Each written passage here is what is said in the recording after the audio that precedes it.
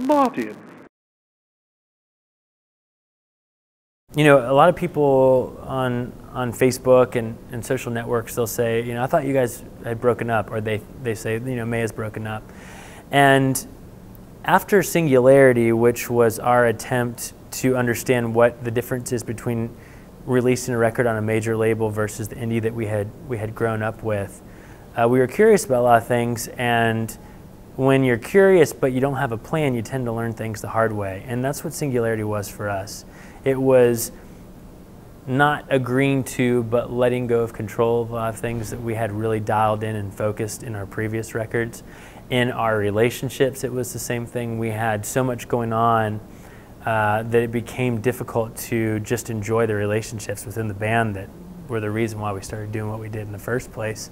After all of that, we found ourselves in a situation where we could call the shots if we wanted to, and we chose that. So instead of doing a follow-up on a major or going back to, you know, our old label Tooth and Nail, we just decided that we'd like to do things completely the way we started, go back to that studio, write and record our own music, and not have anybody, you know, knock on the door and say, hey, how's that single coming along? It's just like, look, we're going to write what we want to write. We're going to tour when we want to tour. And we ended up managing ourselves. We started a label to release our music independently. And as fun as that was, and as much of a learning process that was, it was exhausting.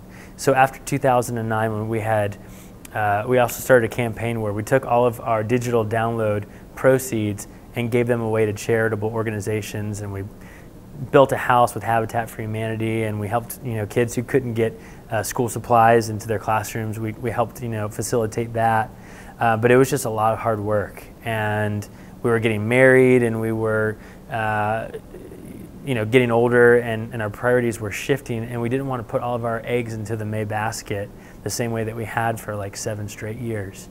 And it is such a blessing to decide to do that as opposed to sort of be forced to do that. You know, I could imagine a situation where I just want the band to keep going, and I don't get to see that happen. But fortunately for us, we got to decide that we wanted to break, and then on top of it, get back together, you know, for shows like these, the last couple of performances we had, and sell out venues and get people excited about it. But as beautiful as those experiences have been, they're just so exhausting too. So at times you actually do crave a normal life where, you know, you wake up in the same bed every day, and you get to see the same people and foster the relationships with people in your city, as opposed to just like bands on tour and vans and buses and stuff. And so it was just nice to take that break.